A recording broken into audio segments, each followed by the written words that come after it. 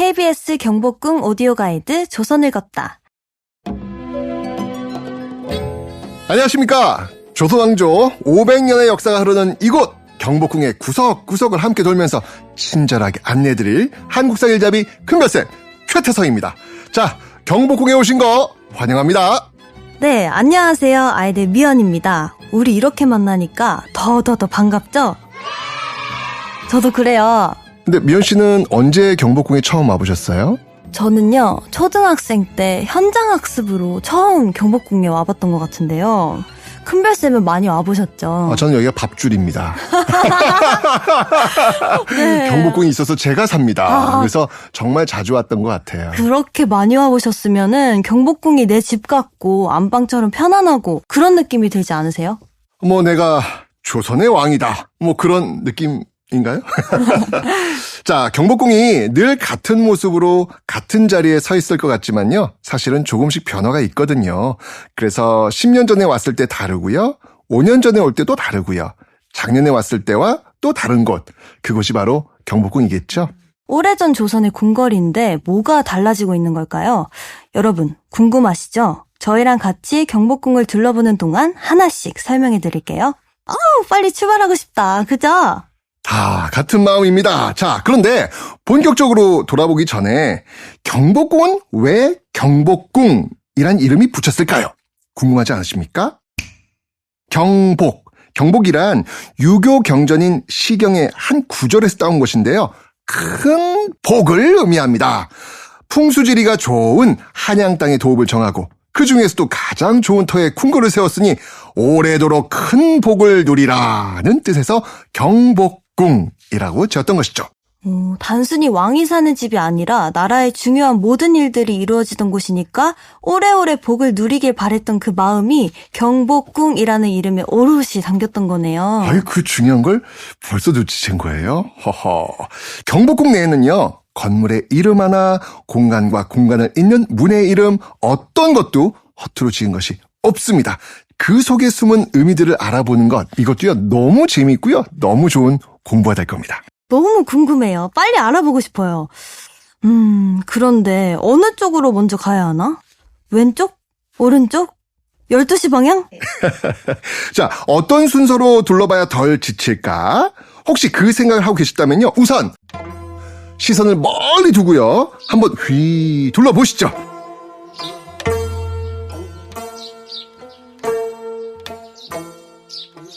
경복궁은요, 얼핏 봐도 규모가 어마어마합니다. 자, 대표적인 전각들. 여기서 전각은 궁궐 안에 있는 건물들을 생각하시면 되겠습니다. 그러니까 큰 전각들만 꼽는다 해도 하나, 둘, 셋, 이미 10손가락 넘어가시죠? 자, 그런데요, 지금 우리가 보고 있는 전각들은요, 조선 제26대 왕인 고종 때 중건했을 때에 비해서 약 30% 정도밖에 되지 않습니다. 믿어지십니까? 그럼 나머지 70%는 어디 갔어요? 그 얘긴 차차 같이 걸어가면서 제가 들려드리도록 하죠. 저는요, 경복궁을 조금 더 실감나게 안내하려고 한복을 챙겨 입을까 고민했거든요. 그런데 여기 와보니까 한복을 입은 분들이 정말 많아서 순간 조선시대로 온 듯한 기분이 들었어요. 이 느낌 그대로 조선의 이야기 속에 풍덩 빠져볼랍니다. 좋습니다. 자, 조선의 왕은 어디에서 일했을까요? 어디에서 자고, 어디에서 책을 읽고, 또 왕실 가족들은 어떻게 지냈을까요? 자, 재밌는 역사 공간 속으로 지금부터 함께 들어가 보도록 하겠습니다. 어디에서 시작해볼까 고민 많이 했어요. 고민의 끝은 두구두구두구두구. 그래도 여기죠. 서울에서 가장 붐비는 곳 중 한 군데. 바로 우리가 지금 서 있는 광화문입니다. 좋습니다. 경복궁으로 통하는 첫 관문, 광화문에서 출발해 보도록 하죠.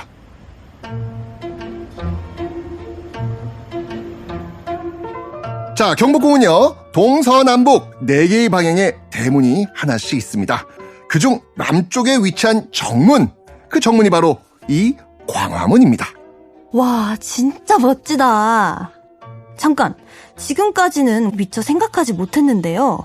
경복궁에 있는 모든 문과 정각의 이름에 유교적 의미가 담겨있다 그랬잖아요. 분명 광화문에도 뭔가 있을 것 같은데. 맞습니다. 광화문의 원래 이름은요, 사정문으로 명명됐는데요. 그러다가 세종 7년이던 1425년에 취편전 학자들이 모여서 광화문이라는 이름으로 뜻을 모으게 됩니다. 광, 비사표, 화, 금만방. 광, 비사표, 화, 금, 만방요? 네, 서경에 나오는 한 구절입니다. 여기에서 광자와 화자를 한 글자씩 따와서 나라의 위엄과 가르침이 널리 퍼진다라는 의미를 담아서 광화문이라고 부르게 됐습니다. 오, 숨은 의미를 생각하면서 올려다 보니까 광화문 뒤에서 갑자기 후광이 비치는 것 같아요. 그리고 광화문 좌우에는요, 상상의 동물. 저랑 좀 닮지 않았습니까? 네, 해치 또는 해태라고 부르는 상상 속의 동물이 있습니다. 진짜 채쌤이랑 닮은 것 같아요. 얼핏 보면은 표정이 무서워 보이기도 하지만 오히려 그래서 나쁜 일들을 다 물리쳐줄 것 같은 든든함이 느껴져요. 맞습니다. 바로 그런 사명을 갖고 저 자리에 서 있는 겁니다. 네, 저는 목에 걸린 커다란 방울도 귀엽고 덩치에 비해 커다란 발톱이랑 비늘처럼 표현된 털도 재밌는 것 같아요. 옛날 우리 선조들은 어쩜 저런 상상력을 발휘했을까요? 허허, 우리 조상들의 능력에 감탄하긴 아직 이르지요. 이제 시작입니다. 근데 광화문은 왜 문이 여러 개죠? 웅장한 누각 아래 무지개 모양의 문이 하나, 둘, 셋, 세 개나 있네요. 문마다 천장에 동물 그림이 있어요. 중앙문에는 하늘을 나는 봉황이 있고요. 서쪽 문에는 거북이. 동쪽 문에는 저게 혹시 기린인가요? 맞습니다. 구름 속을 나는 기린입니다. 미연 씨가 찾은 동물들 여러분도 지금 다 찾으셨죠? 광화문은요, 조선 5대 궁궐의 정문 중에 가장 으리으리한 문이기도 합니다. 원래는요, 궁궐의 담이 지금 보는 것보다 훨씬 높았습니다. 지금은 주변 건물들이 훨씬 높으니까 담 너머로 궁궐 안이 지금 이렇게 다 보이지만요. 아이고, 옛날에 그런 게 어딨어요. 감히 담벼락 밖에서는요, 임금님이 사시는 궁궐 안을 넘볼 수 없을 정도로 엄청 높았습니다. 하긴 그 시대에는 왕이 멀리서 지나만 가도 다들 바닥에 엎드렸잖아요. 백성들이 왕이 사는 궁궐을 들여다본다? 그건 상상할 수도 없었겠죠. 지금의 광화문 담은요, 복원하면서 원래의 담장 높이보다는 낮게 지어졌습니다. 그런데 광화문에 왜 복원 과정이 필요했던 거죠? 사실 지금의 이 모습이 있기까지요, 광화문은 여러 고난을 겪었어요. 임진왜란 때 불타 없어진 것을요, 고종 2년이던 1865년에 다시 세웠고요. 일제강점기 때인 1927년에는요, 조선 총독부 건물을 가린다는 이유로 광화문을 아예 없애려는 시도까지 있었죠. 무너졌던 걸 어떻게 다시 세웠는데 그걸 또 없애려고 했다고요? 이때 광화문이 사라진 것은 어떻게든 막아야 한다, 이렇게 외쳤던 당대 지식인의 반대로 광화문은 경복궁 동편, 건춘문 북쪽으로 자리를 옮기게 됩니다. 이런 목소리 낸 사람 누구였을까요? 당연히 조선 사람이겠지 하고 생각하시겠지만요, 아닙니다. 야나기 무네요시라는 일본인 미술 평론가였습니다. 제가 그때 야나기 무네요 씨가 쓴 글의 일부를 가지고 있거든요. 잠시 들려드릴게요. 광화문이여, 사랑하는 친구여. 경복궁을 읽는다는 것은 한성의 중심을 읽는 것과 같다. 정치는 예술에 대해서까지 무분별해서는 안 된다. 예술을 침해하는 권력의 행사를 삼가라. 나는 죄 짓는 자 모두를 대신해 사과하고 싶다. 우리에게 역사적으로 큰 의미를 지닌 건축물이자 예술적 가치를 지니고 있는 것이 지금 우리 눈앞에 있는 광화문입니다. 많은 아픔의 시간이 있었습니다만 지금은 원래의 자리를 되찾고 있습니다. 복원 작업도 계속되고 있어서요, 최근에는 광화문 앞 월대가 다시 모습을 드러내기 시작했습니다. 광화문 월대는 처음 보시는 분들이 많으실 것 같아요. 네, 가장 최근에 복원됐으니까요. 그렇겠죠? 월대 복원과 관련된 이야기는 잠시 뒤에 나누도록 하겠습니다. 어쨌든 일제강점기 때 광화문이 자리를 옮기긴 했지만 가까스로 위기를 넘겼잖아요.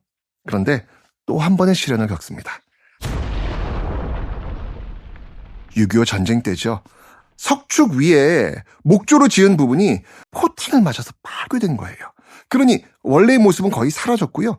석축만 남게 된 겁니다. 이후에 1968년 12월 11일 이시조선 500년과 성술과 지원 광화문이 41년 만에 다시 제자리를 찾았습니다. 이 현판 하나를 제외한다면 새로 세워진 광화문에서 나무라고는 한 토막도 찾아볼 수 없으며 모든 자재가 철근 콘크리트 구조로 중건하게 됐는데요. 사실 그때의 모습이 원래의 모습과는 많이 달랐지요. 당시에는요, 겉모습만 복원하는 건 잘못된 거 아니냐라는 목소리가 나오기도 했었습니다. 그래서 다시 복원 공사를 시작해서 2010년에야 드디어 원형 복원을 완료한 거죠. 그래도 오랜 논의와 복원 노력 끝에 지금의 원래 자리에 우뚝 선 광화문을 보고 있자니 마음이 벅차오르는데요. 자, 우리는요 이제 광화문을 지나서 왕과 조정 대신들이 나란 일을 돌보던 외전으로 들어설 겁니다. 우와, 드라마에서 보던 바로 그 공간. 신하들이 직급별로 쭉 서서 전하 통촉하여 주시옵소서 그러던 거기죠? 맞습니다. 그런데 잠깐, 저 이거 볼 때마다 궁금했어요. 통촉하여 주시옵소서, 이게 무슨 뜻이에요? 통촉은요 밝힐 통, 촛불 촉입니다. 촛불을 밝힌다. 즉 우리의 사정을 대충 넘기지 마시고 부디 촛불을 들어 어두운 곳을 밝히듯 잘 헤아려 주십시오. 그런 뜻이죠. 이제 알겠어요. 그러니까 신하들이 자기들 의견을 들어달라, 그 얘기네요. 맞습니다. 자, 이제 사극 속에서 보던 바로 그 장소로 들어갑니다. 우리가 광화문을 등지고 서서 바로 앞에 마주하는 문이 흥례문입니다. 궁으로 들어가는 두 번째 문이죠. 그리고 세 번째 문인 근정문을 지나면 드디어 왕을 만날 수 있습니다. 단순히 다음 공간으로 넘어가는 문이 아니라 정치가 시작되는 곳이다. 드디어 조선시대 왕의 공간으로 들어간다. 그런 얘기죠. 저는 마음의 준비가 됐어요. 같이 이동해볼까요?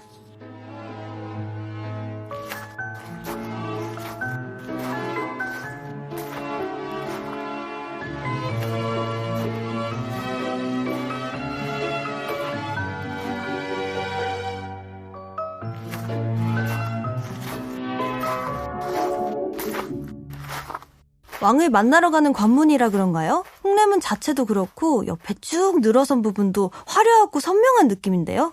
앞으로 궁 안을 둘러다 보면요, 건물의 둘레를 감싸고 지어진 공간을 많이 보시게 될 겁니다. 이것을 행각이라고 부르는데요. 만약 칸막이가 없는 통로로 쓰인다면 그것은 회랑이라고 불렀습니다.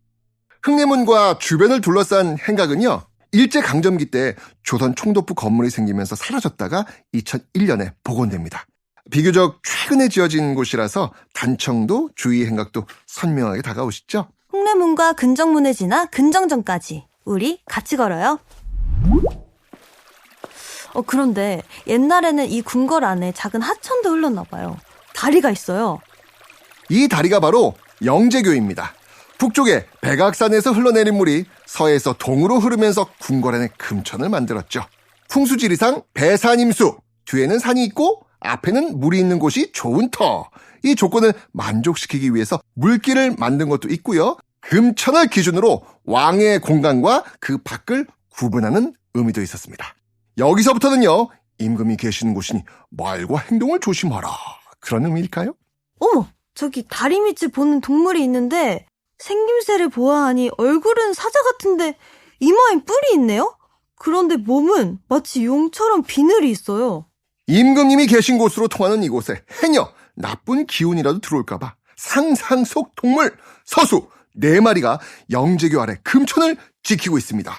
하나, 둘, 셋, 넷. 어떻게 다 찾으셨죠?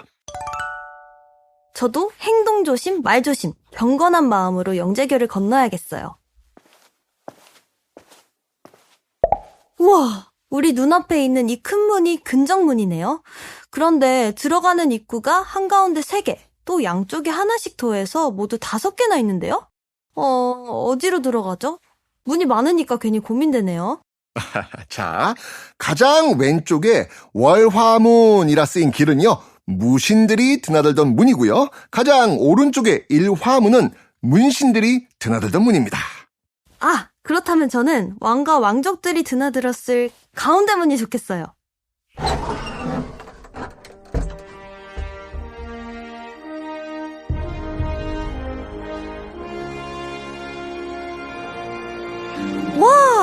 이제 정말 궁궐에 온 느낌이 나네요. 자, 이제 우리 앞에 보이는 거대한 2층 건물 한번 볼까요? 부지런히 정치하라 라는 의미의 근정전입니다. 이곳은요, 경복궁의 상징적인 건물이자 주변 외부 공간에 석조 조형물이 집중적으로 설치된 곳이기도 합니다. 넓다란 앞마당도 사극에서 많이 보셨을 겁니다. 조정이라 부르는 바로 이곳에서 왕이 신하들과 조회를 가지기도 했고요. 왕의 즉위식이나 과거시험 같은 수많은 의식과 행사가 열렸죠. 조선 왕실의 상징적인 공간이었다고 할 수 있는데요. 정종, 세종, 단종, 세조, 성종, 중종, 명종, 선조 이렇게 8분의 왕이 바로 이곳에서 즉위식을 거행했습니다. 어쩐지 이 돌바닥에 엎드려서 성은이 망극하옵니다 해야 할 것만 같은 느낌이 드는데요. 그런데 큰별쌤, 성은이 망극하다는 게 정확히 어떤 뜻이에요? 성은 임금의 은혜가 망극, 끝이 없다, 한계가 없다 그런 뜻이죠. 그러니까 임금의 은혜가 끝없이 고맙습니다. 뭐 그런 감사의 표현이랄까요? 신하들이 임금님에게 아이고 너무나 감사합니다. 그런 마음을 전하는 거군요. 맞습니다. 그런데 바닥에 깔린 돌이 크기도 일정치 않고 울퉁불퉁한데요? 근정전으로 이어지는 한가운데 길만 조금 높이 올라와 있기도 하고요. 이거 혹시 왕만 다닐 수 있는 길 아니에요? 아주 예리한 관찰력입니다. 근정전 앞마당을 보면요, 양쪽으로 품계석이 있습니다. 그 돌에 쓰여진 대로 정일품, 정의품, 직급별로 자기 위치에 서라 그런 의미고요. 양쪽 품계석 사이로 3갈래의 길이 있습니다. 자, 미연 씨가 발견한 정 가운데 한 단 높은 길은 어도라고 해서 왕이 다니는 길이고요. 양옆은 신하들이 다니는 신도였습니다. 조정에 깔린 돌은 박석이라고 불렀고요. 그렇다면 저는 이번에도 어도를 걸어보렵니다. 이렇게 뒷짐도 지고 근정전을 올려다보면서요. 마치 조선시대 왕이 된 것처럼 말이죠. 자, 근정전 앞에는요, 2층으로 쌓인 월대가 있습니다. 자, 여기에 뭐가 눈에 띄세요? 여기저기에 동물 모양의 돌상이 있는데요? 저게 다 뭐예요, 큰별쌤? 동물 같긴 한데 이게 무슨 동물인가 싶으시죠? 동서남북 방위를 다스린다고 알려진 청룡, 백호, 주작, 현무 이 4마리와 12띠를 나타내는 12지신, 또 별자리와 관련된 28수 동물들 중 좋은 의미를 지닌 동물들을 배치해둔 것이라고 전해지고 있습니다. 상상 속의 동물들이 섞여 있어서 정확히 알아보기가 어려웠던 거네요. 영재교의 서수처럼 이 돌로 만든 동물들도 근정전을 지키는 의미로 세운 건가요? 네, 왕의 안위를 지키는 상징적인 의미였겠죠. 근정전의 석조 조형물에 대해서는요, 꾸준히 연구가 진행되고 있고요. 지금도 다양한 해석들이 나오고 있습니다. 그런데 근정전 지붕 위에도 뭐가 앉아있는데요? 새가 앉은 줄 알았는데 안 날아가고 가만히 있어요. 1층, 2층 지붕에 전부 있는데요? 안 날아갈 겁니다. 새가 아니니까요. 자, 저걸 잡상이라고 합니다. 그 건물에 사는 사람을 보호해준다는 수호신이죠. 손오공, 저팔계, 사오정 아시죠? 중국 소설 서유기에 나오는 그 등장인물들을 흙으로 본떠 만든 인형이라고 보시면 됩니다. 불을 일으키는 마귀를 물리치는 상징적인 의미도 있습니다. 자, 이번에는 근정전 건물 안쪽도 한번 볼까요?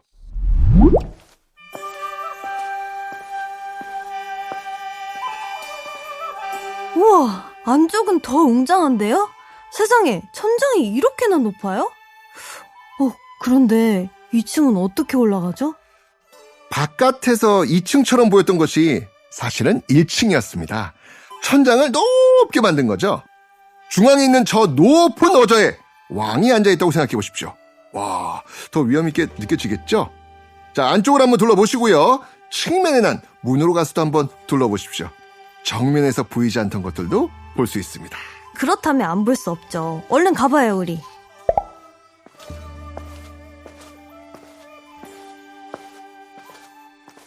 자, 어떻습니까? 근정전 천장에 뭐가 보입니까? 와, 저 화려한 그림은 뭐죠? 황금빛 용 2마리가 날아오르는 것 같아요. 그 주변의 문양들과 어우러져서 마치 환상 속의 한 장면 같은데요. 천장에 있는 황룡의 발가락을 자세히 보면요. 몇 개야? 무려 7개입니다. 그래서 7조룡이라고 부르는데요. 조선의 왕, 그 왕의 강력한 왕권을 상징합니다. 어우, 뾰족해라. 그리고 어자 뒤에 있는 그림, 1월 오복명인데요. 해와 달, 5 봉우리와 푸른 소나무, 그리고 바다가 그려져 있죠. 각각의 사물이 의미하는 것에 대한 해석은 여러 가지가 있습니다만 조선의 왕이 앉는 곳에는 상징처럼 함께하는 것을 알 수 있습니다. 근정전을 한 바퀴 휘 둘러보면서 잡상도 올려다보고 사방에 배치되어 있는 사신도 보면서 조선의 왕들은 이곳에서 어떤 생각을 했을까 한번 상상해봐야겠어요. 그리고요, 박석이 울퉁불퉁하니까 발 아래도 좀 잘 살펴보면 좋겠죠? 정말 박석은 왜 이렇게 울퉁불퉁한 거죠? 궁궐은 매끄럽게 잘 다듬어진 걸 깔아야 하는 거 아니에요? 매끄럽게 다듬었다면 오랜 시간 행사를 할 때 햇빛이 반사돼서 눈이 부셨겠죠. 그 이유 하나, 그리고 또 하나는 비가 올 때 자연스럽게 배수가 되도록 이렇게 울퉁불퉁 경사를 둔 것입니다. 설명을 듣고 보니까 다듬지 않고 자연스럽게 깎인 박석이 오히려 더 멋스러운 것 같은데요? 그런데 큰별쌤, 근정전과 조정을 빙 둘러싸고 있는 게 행각이라 그러셨잖아요. 칸막이가 없으니까 이건 회랑 아니에요? 그걸 말씀드려야 되겠네요. 자, 집을 둘러싸고 있는 집체를 행각이라 하고 동서남북 사방으로 근정전을 에워싸고 있다고 해서 사방 행각이라고 하는데 지금은요, 기둥만 남아있고 칸막이 없는 통로니까 회랑이 아닐까 생각하실 수 있습니다. 원래는요, 기둥과 기둥 사이로 칸막이들이 있었어요. 그래서 물품을 보관하던 행각이 맞고요. 일제강점기 때 일제에 의해 훼손돼가지고 지금은 이렇게 회랑처럼 남아있는 겁니다. 저는 이 행각이 있어서 근정전이 더 멋져 보이는 것 같아요. 화려한 단청도 좋고 기둥 아래 주춧돌도 잘 지은 탄탄한 느낌을 준달까요? 아마 그래서 근정전에 사방 행각을 보물로 지정해 관리하고 있는 걸 겁니다. 어쩐지 계속 머물고 싶더라니. 저라면 여기 사방 행각에서 근정전을 배경으로 사진 찍을래요. 오, 야, 지금 미연 씨가 근정전을 배경으로 가장 사진이 잘 나올 수 있는 장소를 콕 찍어드렸습니다. 큰별쌤, 여기 보세요. 하나, 둘, 셋, 찰칵! 예. 자, 사진 한 장씩 남으셨다면 다음 장소로 안내하겠습니다. 근정전 뒤로 돌아가면 사정문이 나와요. 우린 그 문을 통해서 왕이 일했던 공간, 조선시대 왕의 집무실, 사정전으로 가볼게요.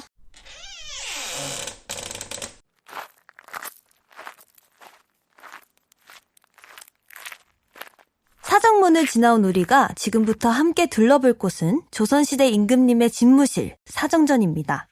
지금 당장 영의정을 편전으로 전라하라.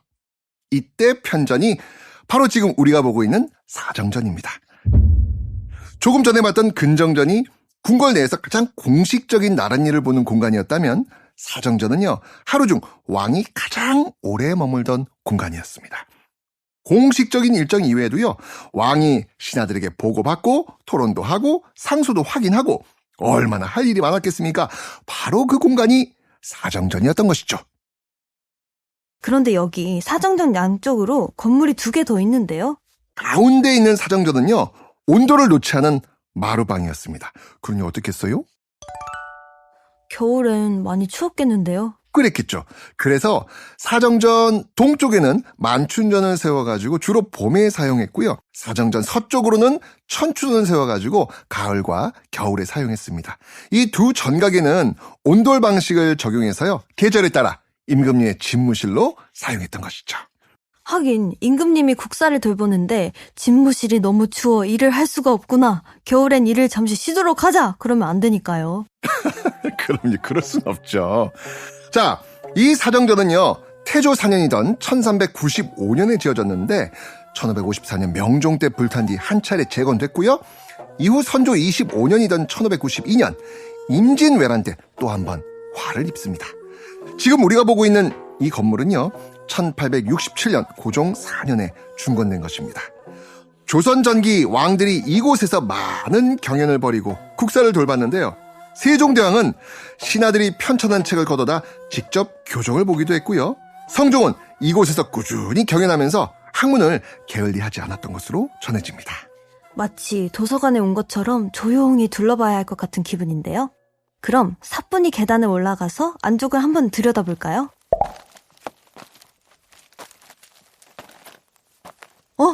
저기가 임금님이 앉던 자리인가 봐요. 뒤에 아까 근정전에서 봤던 1월 오봉도가 있네요. 그럼 그 앞에 놓인 작은 탁상들은 신하들이 앉던 자리인가요? 아, 저 자리는 당시 회의 내용을 받아 적어 기록하던 사관의 자리입니다.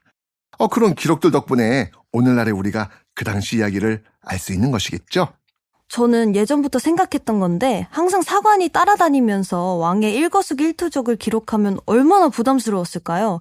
하고 싶은 말을 하려다가도 이게 후대에 남겨줘도 되는 건가? 망설여지기도 하고 어떤 행동을 한 다음에도 방금 건 지워줬으면 좋겠는데 그럴 때도 있었을 것 같아요. 그게 바로 왕관의 무게겠죠? 그런데 궁궐 내 어떤 공간에서보다도 바로 이곳 사정전에서는요, 한 번 더 깊이 생각하고 말하며 행동했을 겁니다. 왜? 이곳 사정전이라는 전각 이름에는 왕은 깊게 생각하여 옳고 그름을 따져 나란 일을 해야 한다 라는 의미가 담겨 있거든요. 이 사정전은요, 조선의 개국공신이었던 정도전이 지은 이름입니다. 그야말로 현명한 정치를 하라 그런 의미네요. 진짜 경복궁 안에는 어느 정각의 이름 하나, 문 이름 하나에도 깊은 의미가 있는 것 같아요. 그런데 사정전 바로 앞에 저 이거 알아요. 해시계 아닌가요? 학교 다닐 때 배우잖아요. 앙부일구. 앙부는 가마솥같이 오목한 모양을 뜻하고요. 일구는 해의 그림자를 뜻합니다. 말 그대로 해시계입니다.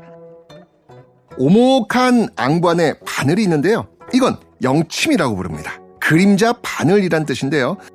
바늘 끝 그림자가 가리키는 세로선을 읽으면 시간을 알 수 있고 가로선을 읽으면 24절기를 알 수 있습니다. 우리 손주들 진짜 대단한 것 같아요. 어떻게 그 옛날에 이런 발명품을 만들 수 있었을까요? 앙부일구가 개발된 건 세종대왕 때 일이죠. 지금 보고 있는 것은 그 이후에 만들어진 것인데요. 세종대왕은요, 앙부일구를 만들어서 백성들이 자주 다니는 대로변에 두었습니다. 백성들이 시간을 알 수 있도록 하기 위해서였죠. 특히 시각을 글자로 표시하지 않고 12지신 동물 그림으로 표현해서 글자를 모르는 백성들도 시간을 읽을 수 있도록 배려한 것입니다. 세종대왕의 백성사랑 애민정신을 엿볼 수 있는 대목이겠죠. 백성을 진심으로 생각하고 배려하는 마음, 그게 바로 현명한 정치인 것 같아요. 사정전 안에서 밤늦도록 머물면서 깊게 고민했을 왕들의 모습이 보이는 것도 같습니다. 그럼 우린 이제 어디로 가볼까요? 이번에는 세자의 공간을 만나볼까 합니다. 사정전의 동쪽 만춘전 옆에 행각을 보면 사현문이 있습니다. 그 문을 나가면 세자의 공간인 자선당이 나오거든요. 좀 더 효율적인 동선을 고려해서 자선당으로 먼저 안내하겠습니다. 여기가 세자의 공간, 자선당이군요.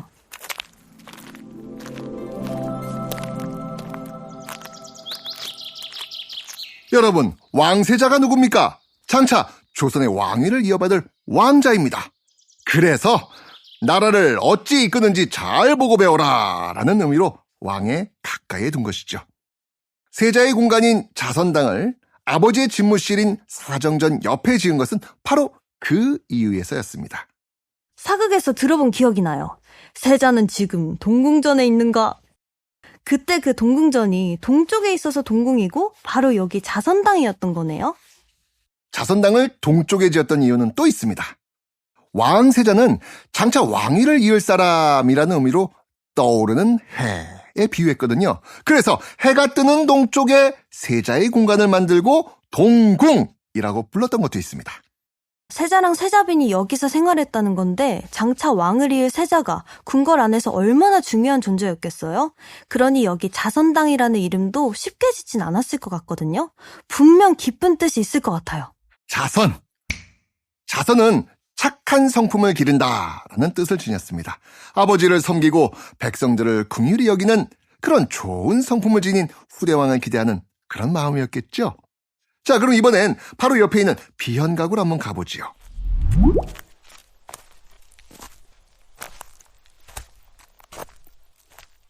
비현각은 세자가 뭘 하던 공간이었을까요? 글쎄요. 왕이 되기 위한 공부, 후계 수업을 하던 곳입니다. 자, 비현각. 여기에는 크게 드러나다. 큰 사람이 되라. 열심히 공부에 매진해서 훌륭한 성군이 되라. 이런 깊은 뜻이 담겨 있습니다. 근데 공부를 하려면 선생님이 계셔야 하잖아요. 누가 왕세자를 가르치죠? 저요. 자, 조선시대는 왕세자의 교육을 담당하던 기관이 있었는데요. 세자시강원이라고 불렸습니다. 오직 단 한 사람, 왕세자만을 위한 특별 교육기관인데요. 지금으로 보자면요. 과목별로 그 시대 최고 일타 강사들, 최고 선생님들을 역사로 치다면 큰별쌤 최태성 같은 사람을 왕세자의 스승으로 불러서 1:1 과외를 했던 곳입니다. 교대로 숙지까지 하면서요. 왕세자에게 공부를 가르쳤죠. 아침에는 조강, 낮에는 주강, 저녁엔 석강, 그 외에도 보충학습 시간으로 소대와 야대가 있었습니다. 와, 세자를 가르친다는 게 영광스러운 일이면서도 한편으로는 큰 부담이었겠는데요? 그건 세자도 마찬가지였을 겁니다. 장차 왕이 될 세자라 해도 스승 앞에서는 한 사람의 학생이니까요. 세자는 아주 일찍부터 조기 교육을 받게 됩니다. 놀라지 마십시오. 왕세자는요, 3살부터 공부를 시작합니다. 와, 왕으로서 자질을 함양시키기 위한 공부로 하루의 대부분을 보내게 됩니다. 한 달에 2-3번씩은 회강이라는 걸 했는데 여러 스승과 대신들을 모아두고 그간 공부했던 내용을 복습하는 겁니다. 게다가 가끔씩 아버지인 왕이 와서 세자의 실력이 얼마나 늘었는지 한번 보자꾸나 하시니 얼마나 부담스러웠겠습니까? 특히 영조는 교육열이 엄청난 아버지였습니다. 자신이 직접 사도세자를 가르치기도 했지요. 그런데 이 지나친 기대와 과도한 부담의 끝은 정해져 있었던 것일까요? 우리가 알고 있듯이 영조와 사도세자는 비극적인 결말을 맞게 됩니다. 왕세자로 산다는 건 태어날 때부터 운명이 정해져 있는 거지만 어린 마음에 놀고도 싶고 간식도 먹고 싶고 낮잠도 자고 싶었을 텐데 이렇게 공부 왕세자의 표정을 떠올려 보면 그리 행복한 얼굴은 아니었을 것 같은데요. 애들은 뛰어놀아야 되는데. 맞아요. 어쩌면 평범한 아이로 클 수 있다는 거, 이게 굉장한 복인지도 모르겠습니다. 세자에게는 그런 자유가 주어지지 않았으니까요. 한 나라를 이끄는 군주는 아무나 할 수 있는 게 아니겠죠. 그래도 학식과 경륜을 갖춘 대신들을 스승으로 삼아 열심히 공부한 왕세자들은 차츰 왕이 될 제목으로서 훌륭한 기품을 갖춰지게 됩니다. 내가 언제 왕이 될지를 알 수가 없잖아요. 그 시기가 갑작스레 당겨질까 봐도 걱정. 왕세자로서의 기간만 계속되어도 걱정이었을 것 같아요. 맞아요. 무엇 하나 쉬운 일이 없었을 것입니다. 자, 지금 살펴본 자선당과 비연각은 언제 지어졌느냐? 조선의 4대왕 누굴까요? 그 이름도 유명한 바로 우리의 세종대왕이십니다. 세종대왕의 뒤를 이은 왕이 조선 역사상 첫 적장자였던 제5대 임금 문종이죠. 자선당에서는요, 7살 때 세자로 책봉되어 무려 30여 년을 세자로 지낸 문종이 살았습니다. 즉위하기 전 7년 동안은 세종의 건강이 악화되면서 대리청정을 하기도 했죠. 그러니 세자를 더욱더 왕과 가까운 곳에 두어야 했고 세자에게도 정사를 보거나 조회받을 장소가 필요했을 겁니다. 세자도 사정정 같은 편전이 있어야 했던 거네요? 맞습니다. 그때 세운 게 바로 다음에 볼 계주당입니다. 계주당. 자, 조금만 걸어나가 볼까요?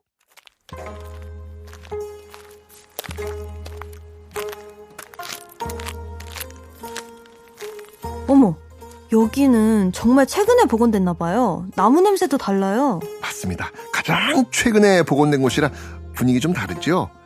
일제강점기에 훼손된 뒤에 100여 년 만에 복원된 것입니다. 2020년에 시작된 복원공사가 2023년 9월에서야 마무리됐고요. 우리에게 공개가 됐습니다. 전통 방식에 따르면서 복원에 공을 들였는데요. 잠시 자세히 살펴보실까요?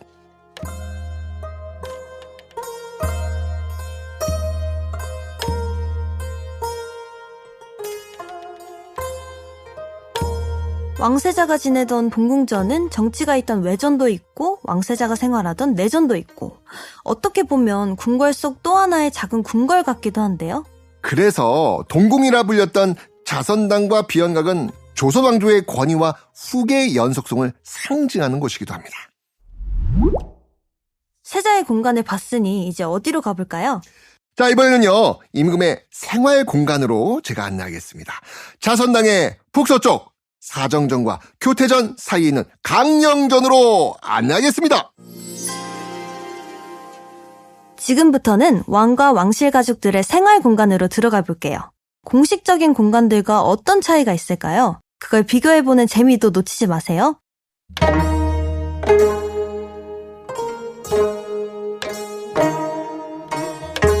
하루 일과를 마친 임금은 어디에서 쉬었을까? 궁금하지 않으십니까? 바로 이곳 강령전입니다. 사극에서 보면 전하 부디 강령하시옵소서 할 때 바로 그 강령이군요. 맞습니다. 강령하다는 것이 몸이 건강하고 마음이 편안하다라는 뜻이거든요. 조선시대 왕은 바로 여기에서 휴식을 취하고 식사를 하고 잠을 자고 세자를 불러 아버지 역할도 하고 신하들과 조용히 이야기를 나눌 시간이 필요하면 바로 그런 일도 여기 강령전에서 했던 것이죠. 그런데 강령전에도 돌로 만든 작은 무대 같은 공간이 있네요. 아, 무대라고 하면 안 되는 거죠? 옛날에 쓰이던 말들, 더구나 궁궐에서 쓰이던 옛 용어들이 사실 어려운 것들이 많습니다. 한번 듣는다고 귀에 쏙 들어오지도 않고 말이죠. 그래도 관심을 갖고 여러 번 반복하다 보면요, 익숙해지는 순간이 옵니다. 지금 미연 씨가 말한 강령전 앞에 돌로 된 넓은 공간, 월대라고 부릅니다. 근정전에서도 보셨죠? 궁궐의 중심 건물이나 주요 건물 앞에 설치한 넓고 평평한 대, 기단을 말하는 것이고요. 실제 이곳에서 왕실 가족들의 잔치를 열기도 했습니다. 그렇기 때문에 무대라고 표현한 미연 씨의 말도 어느 정도 일리가 있는 것 같아요. 아, 어쩐지 저는 이 공간에 특히 정이 가더라고요. 그럼 춤이라도 한번? 하지만 소중한 문화유산이기 때문에 사뿐히 조심해서 올라가 보도록 하겠습니다.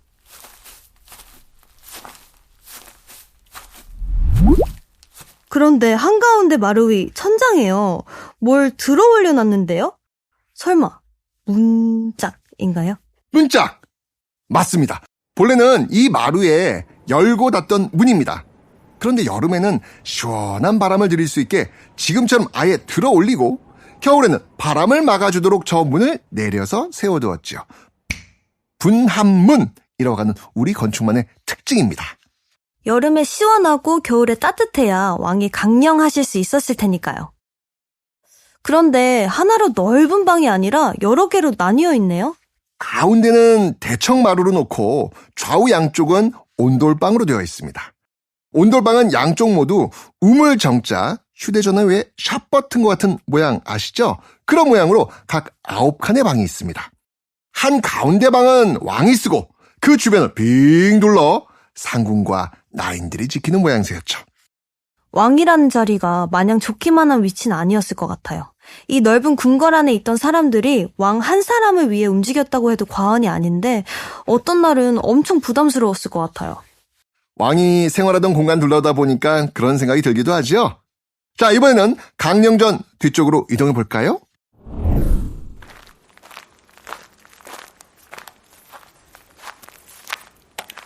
저기 왼쪽에 여기 둥근 돌이 있어요. 미연 씨가 발견한 이것! 여러분도 보이시죠? 왕의 우물! 왕의 우물인 어정입니다. 그리고 어정 뒤쪽으로 문이 나 있죠? 자, 우리 저 문 지나볼까요? 여긴 어디죠, 큰별쌤? 흠경각입니다. 하늘을 공경하고 백성들에게 때를 알려준다라는 의미가 담긴 이름이지요. 세종 때 만든 천문 관측소라고 생각하시면 되겠습니다. 조선은 농업국가잖아요. 씨를 뿌리고 거둘시기를 알아야 농사가 잘 되지 않겠습니까? 세종대왕은요, 어떻게 하면 백성들에게 정확한 때를 알려줄 수 있을까 고민하시다가 과학의 재능을 보였던 관노비 출신의 장영씨를 등용합니다. 그리고 흠경각을 짓게 하고 앙부일구, 옥루, 혼이, 혼상과 같은 각종 기상 관측기구들 설치해두고 때를 연구하도록 했던 것이죠. 우와, 바로 앞이 강령전이라는 건 세종대왕이 그만큼 이 일을 중요하게 생각하셨다는 거겠죠? 맞습니다. 그래서 세종대왕이 그 많은 업적들을 남길 수 있었던 거겠죠. 쌤, 흠경각 뒤에 정각이 하나 더 있는데요? 저긴 뭔가요? 흠경각 북쪽에 있는 정각은요, 함원전입니다. 함원전 역시 세종 때 지어진 곳인데요. 불교 의식을 행하던 곳이었습니다. 경복궁 내에서 유일하게 오직 불교를 위해 지어진 공간이라고 할 수 있겠습니다. 조선이 유교를 바탕으로 건국됐고 그래서 궁궐 곳곳에 유교적 의미가 새겨져 있잖아요. 그런 곳에 불교의식을 위한 공간이 있었다는 것이 좀 의아하긴 하네요. 그렇긴 하죠. 자, 이번에는요, 흠경각과 함원전 사이에 난 문을 통해서 왕비의 공간인 교태전으로 가보시죠.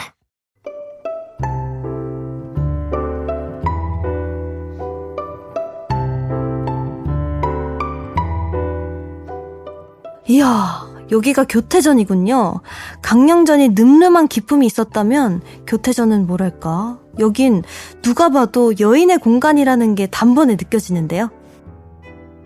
교태전은요, 궁궐에서 가장 깊숙하고 중심이 되는 곳에 있다고 해서 가운데 중자를 써서 중궁전이라고도 했습니다.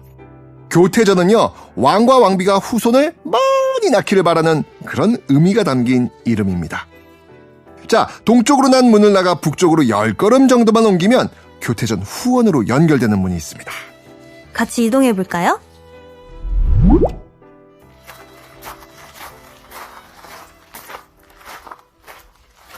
큰별쌤, 그러니까 여기가 교태전 정각 뒤쪽인 거죠? 네, 이곳은 교태전에 연결된 건물인데요. 건순각이라는 곳입니다. 어떤 의미일까요?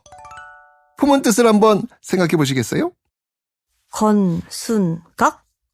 아, 건강하게 순산? 맞습니다. 건강하게 순산하라 라는 의미입니다. 왕비가 왕자나 공주를 건강하게 순산하던 바로 그 방입니다. 건순각 북쪽으로 난 문은요, 건순문이라고 불렀는데요. 이 역시 아주 중요한 의미가 있죠. 백두산에서 시작된 기운이 백두대간을 타고 북한산 보현봉을 지나 경복궁 뒤에 있는 백악산을 타고 내려와 바로 이곳 교태전 뒤에 있는 후원에 닿는다고 봤습니다. 왕세자가 태어나는 곳이기 때문에 좋은 기운이 닿는 곳에 교태전과 건순각을 두었던 것입니다.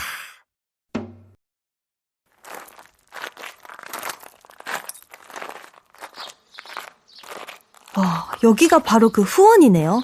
탁 트인 공간은 아닌데 마치 비밀 정원처럼 아담하고 아름다워요. 공간이 좁아서 그랬는지 계단식으로 꾸몄네요. 맞습니다. 우리나라는 예로부터 좁은 공간을 풍성하게 꾸미기 위해서 계단식으로 후원을 가꿨거든요. 지금 보고 있는 아미산이 그 대표적인 예입니다. 여길 아미산이라고 불렀어요? 산이라고 하기엔 작은 공간인데 상징적인 의미가 있는 건가요? 앞서 백두산에서 좋은 기운이 전해 내려와 이곳에 닿는다라고 말씀드렸죠? 중국에서 가장 아름답고 신비하다는 산의 이름, 그 산의 이름을 따서 아미산이라고 부른 것입니다. 여러 나무와 풀과 꽃도 아름답지만 가장 먼저 눈에 띈 게 정원 중간에 서 있는 기둥이에요. 육각형의 기둥인데 각 면마다 문양도 새겨져 있고 기둥의 색도 주변의 자연과 굉장히 잘 어울려요. 저 기둥 덕분에 더 화사한 느낌이랄까요? 저 기둥은 대체 뭘까요? 뭘까요? 굴뚝입니다. 교태전의 굴뚝이 후원까지 연결되어 있는 거죠. 잘 보시면요, 교태전의 담장에 있는 문양과 같은 문양이 새겨져 있습니다. 저 굴뚝이 얼마나 아름다웠으면 보물로 지정이 났겠습니까?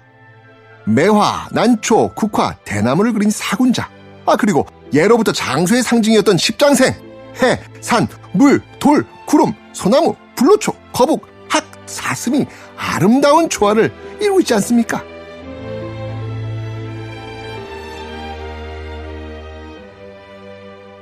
그런데 계단식 화단 중간중간에 돌로 만든 조각상 같은 것들이 있어요.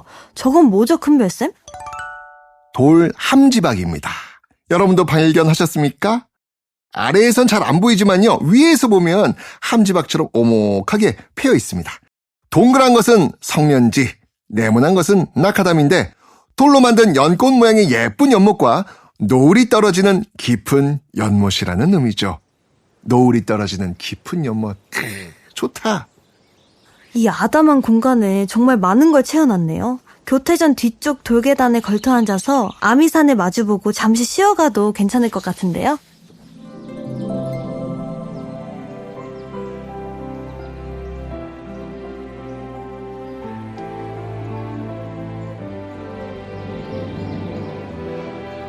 사실 우리가 지금 본 강년전과 교태전은요, 1995년에 복원된 겁니다. 1917년, 이때가 일제강점기 때잖아요. 창덕궁에 화재가 발생했는데요. 일제가 1920년에 이걸 복원한다고 경복궁에 강령전과 교태전을 그대로 뜯어 옮겨갑니다. 그러니 지금 창덕궁의 희정당이 원래 경복궁에 있던 강령전이고요. 창덕궁의 대조전이 원래 경복궁의 교태전이었던 겁니다. 창덕궁에 갈 기회가 있다면 대조전을 찾아보는 것도 좋겠는데요. 자, 점점 재밌어지는 경복궁 투어. 다음은 또 어떤 공간일까요?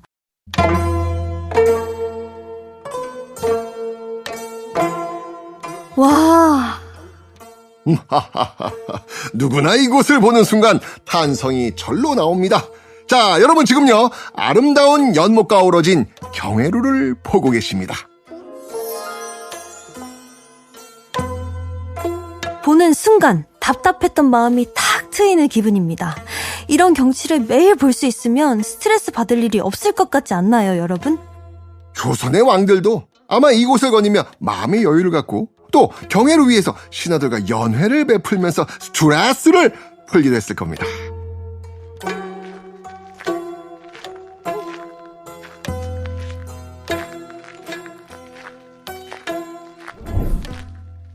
근정전의 서북 쪽에 위치한 이곳 경회루는 연회장이나 사신의 접대 장소로 이용됐을 뿐 아니라 가뭄이 들면 기우제를 지내기도 하면서 국가적 행사에 사용하던 누각입니다. 연못 주변으로 잠시 쉬었다 갈 수 있는 벤치도 몇 개 놓여 있네요. 저는 여기에 앉아서 잠시 경회루를 감상해 볼래요.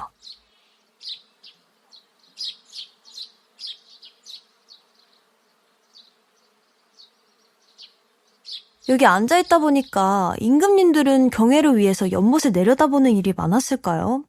연못 주변을 거닐면서 경회루를 바라보는 일이 많았을까요? 어느 쪽이든 풍경이 아름답기는 마찬가지 아니겠습니까?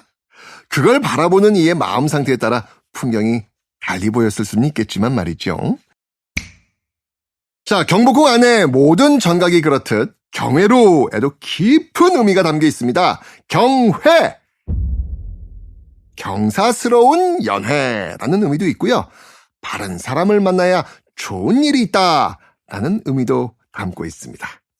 왕이 바른 생각을 가진 신하들과 가까이 해야 나라를 좋은 방향으로 잘 이끌 수 있다. 그런 의미겠네요. 우리 건천궁 앞에서 봤던 향원정도 아름다웠지만 경회루는 뭔가 압도되는 느낌이랄까요? 마치 물 위에 떠있는 근정전을 보는 기분이에요. 오? 진짜 미연 씨 말 듣고 보니까 그런 것 같은데요? 자, 이 경회루는요, 경복궁 안에서 가장 큰 건물입니다. 경복궁 안에서뿐 아니고요, 우리나라에 현존하는 목조 건축물 중에는요, 가장 큰 전통 목조 건축물이기도 합니다. 지금 보시는 모습은 임진왜란 때 소실된 것을 고종 4년 때인 1867년에 재건하면서 다시 세운 모습입니다. 1395년 태조 4년에 세운 경회루는 지대가 습해 건물이 기울었다고 하죠. 그대로 둘 수 없었겠죠. 태종 12년이던 1412년에 연못을 대규모로 새로 파서 가로 128m, 세로 113m에 달하는 사각형 연못을 조성하고 새로운 경회루를 세웁니다. 와, 당시 경회루는 지금의 경회루보다는 작았다는데요. 내부는 더 호화스러웠고요. 지붕은 중층 지붕, 그러니까 2층 지붕이었는데 높이가 건물 3층 높이와 비슷했다고 합니다. 한번 상상해 볼게요. 규모가 작았다고 해도 중층 지붕이라면 그 모습도 압도적인 분위기가 느껴지긴 했을 것 같아요. 그런데 저기 지붕 위에요. 다른 지붕들에서 봤던 잡상이 있는데 하나, 둘, 셋, 넷, 열하나? 11개나 있네요? 와, 역시 이 궁궐 안에서 가장 큰 건물다워요. 자, 여기서 퀴즈를 하나 드리겠습니다. 향원지와 향원정을 설명드릴 때 천원, 지방이라고 해서 하늘은 동그라미, 땅은 네모라 여기고 조화를 이루는 데 의미를 두었다라고 설명 기억하십니까? 경회루에도 우리 조상들의 이런 생각이 담겨 있습니다. 자, 그러면 어떤 것이 동그라미이고 무엇이 네모일까요? 찾아보시죠.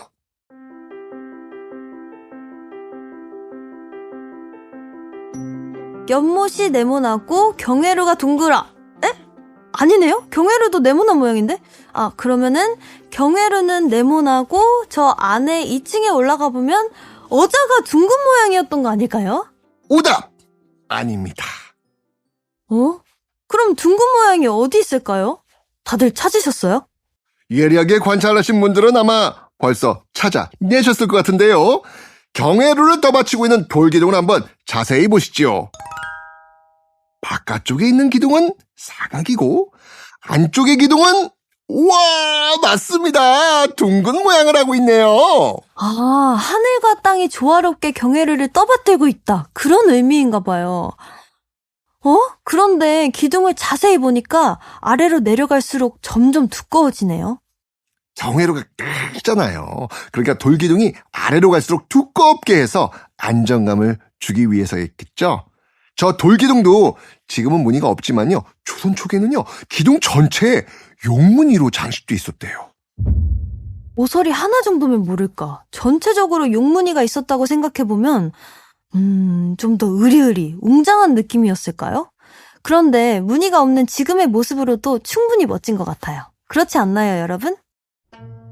이 멋진 경회루를 어느 왕이 가장 많이 찾았을까? 갑자기 궁금한데요? 글쎄요, 정확한 것은 알 수 없지만 자주 찾았던 대표적인 왕은 세종대왕이었습니다.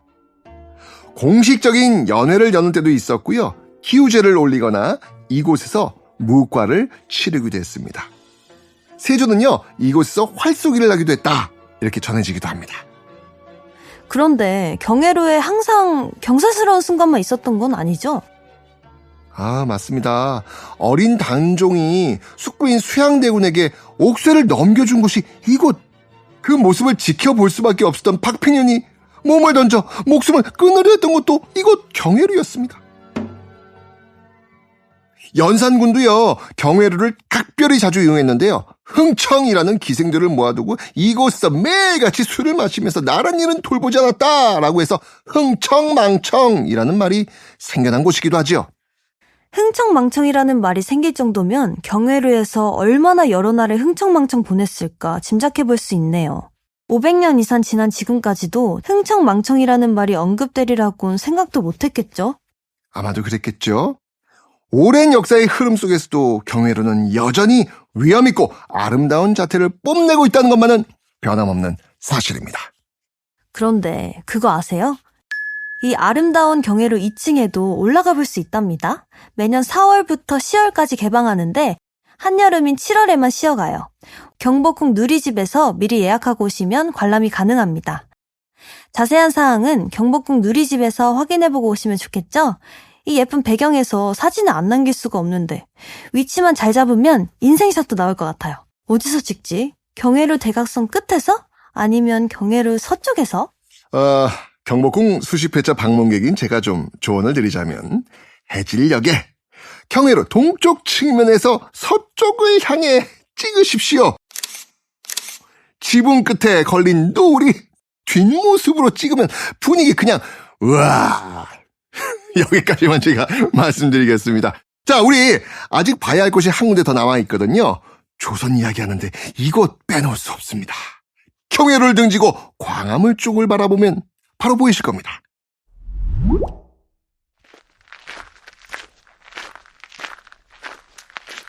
세종대왕이 아꼈던 공간, 훈민정음이 창제된 공간, 집현전이 있던 터에 자리한 수정전으로 안내할게요.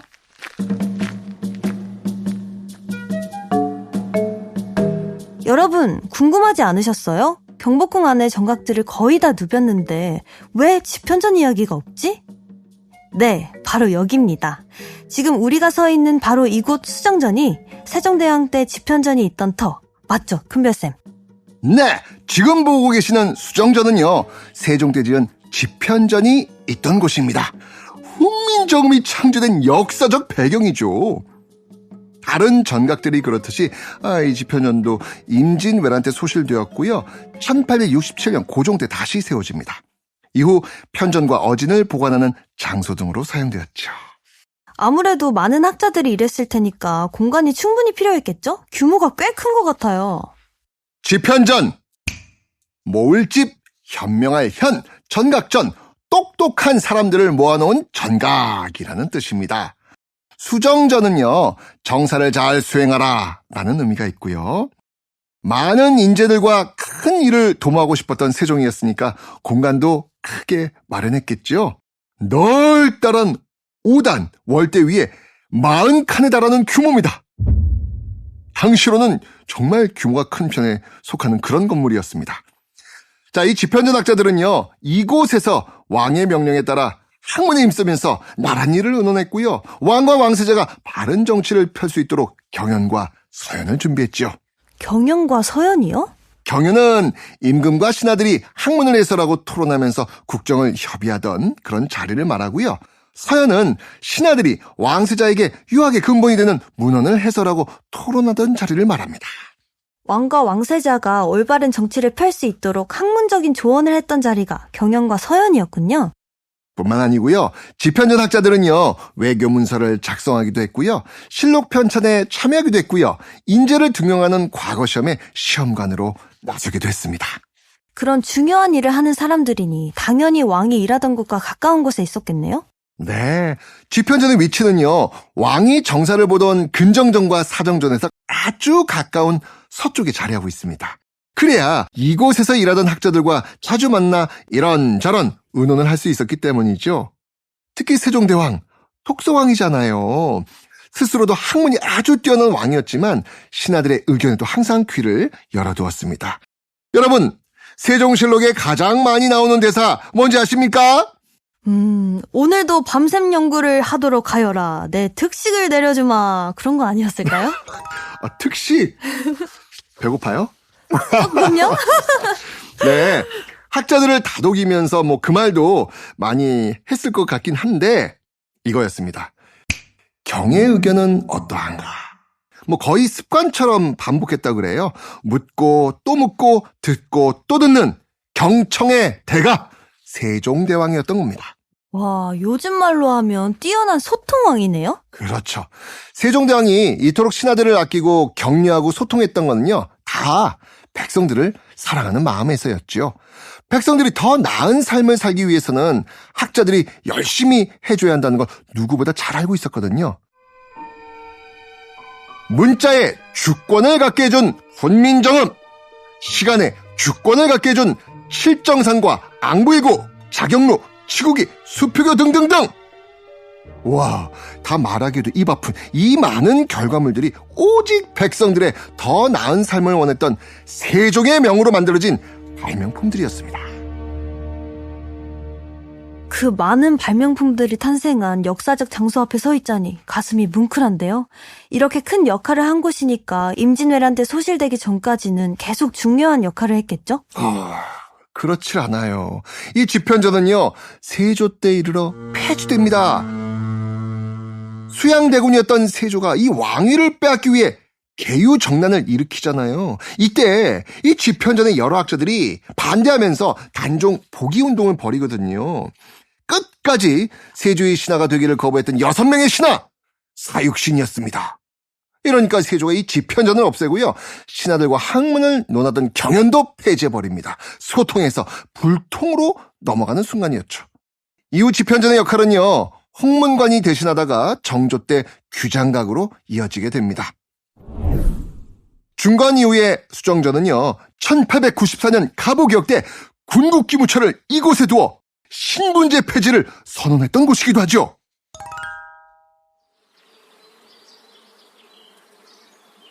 그런데 수정전을 등지고 주변을 한번 휘 둘러보니까요, 주변에 넓은 잔디밭이 있어요. 예전에 이 앞에 여러 정각들이 있었다는 의미일까요? 경복궁의 서쪽 문이 영추문입니다. 수정전과 이 영추문 사이 넓은 잔디밭, 이곳이 바로 조선시대 권례각사가 있던 곳입니다. 권례각사란 임금을 보필하기 위해서 궁궐 안에 세운 다양한 관서를 부르는 말이죠. 앞으로 복원해 나가야 할 곳들이라는 건데 어떤 곳들이 속해 있었을까요? 우선 왕명을 출납하던 승정원, 궁중에 유교 서적을 관리하고 왕의 자문 역할을 하던 홍문관, 역대 왕들의 글과 책을 정리하고 개혁 정치의 방향을 설정하던 규장각, 천문, 지리, 역수, 점산 등을 담당하던 관상각. 와, 이렇게나 많이요? 아직 안 끝났습니다. 왕과 관리들이 모여 토론하던 옥당, 왕실 전용 병원인 약방, 대신들이 회의하던 빈청, 왕의 경호요원들이 사용하던 선진관청 등 이 많은 관청들이 지금 여러분이 보고 계시는 저 넓은 잔디 위에 있었답니다. 지금은 잔디만 남은 저 터에 얼마나 많은 사람들이 북적거리며 바삐 다녔을까요? 빈터만 보고 있자니 마음이 공허해지네요.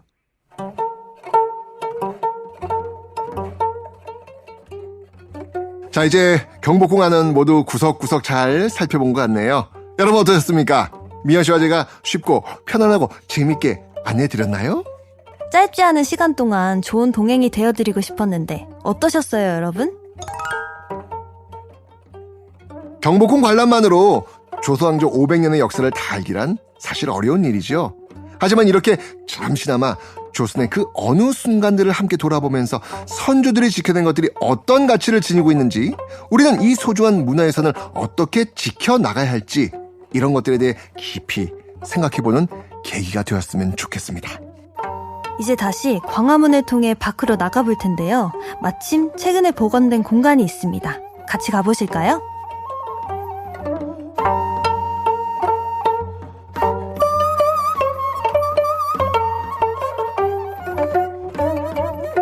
와, 광화문 앞이 언제 이렇게 달라졌죠?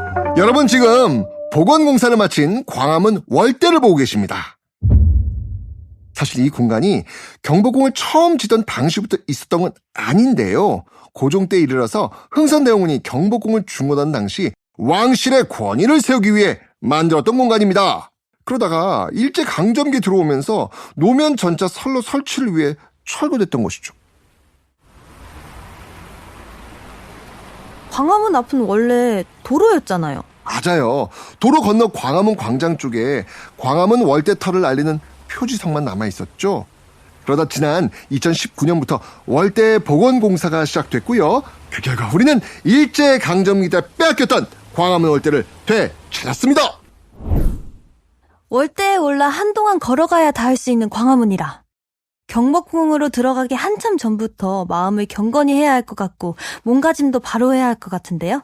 해체되기 전에 광화문 월대는요, 높이가 약 70cm, 기단은 장대석을 2단으로 쌓아 올려서 가장자리에는 3단의 계단석을 두었던 것으로 확인됐는데요. 화려한 난간의 모양은요, 경복궁으로 이어지는 길을 한결 품위 있게 보이겠습니다.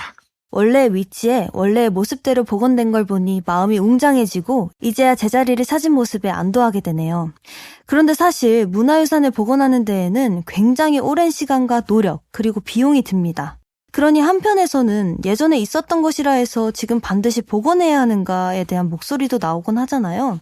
그럼요. 하지만 여러분, 훼손된 우리 문화유산을 복원하는 것은 단순히 옛것을 돌려놓는 것 그 이상의 의미가 있다는 걸 말씀드리고 싶습니다. 지금껏 우리가 둘러본 경복궁은 고종 때 지은 경복궁의 30%밖에 되지 않는다라고 알려드렸죠. 그 많던 경복궁의 전각들, 우리 민족의 역사가 고스란히 담긴 조선의 흔적들이 우리를 침략한 일본의 손에 사라지게 됩니다. 경복궁의 전각을 경매에 붙였고요. 팔린 건물들은 일본 사찰이 되고 민간의 별장에 옮겨지기도 했지요. 참으로 원통하고 애통한 일입니다. 광복을 맞이한 지 80여 년이 다 되어가지만 우리는 여전히 잃어버린 역사의 조각들을 조심스레 제자리로 끼워놓고 있는 중입니다. 문화유산 복원공사는 왜 이렇게 오래 걸리지? 생각하시는 분들도 계실 겁니다. 그런데 이 일이요. 돌을 하나 깎을 때도 수십 차례 확인하고 수십만 번 다듬어서 맞춰놓고요. 나무 하나 다듬을 때도 옛날 방식 그대로, 옛날 도구 그대로 사용해야 해서 그렇게 손길이 많이 가고 오래 걸린답니다. 그래야만 문화유산 복원의 진정한 의미를 되새길 수 있기 때문이겠죠.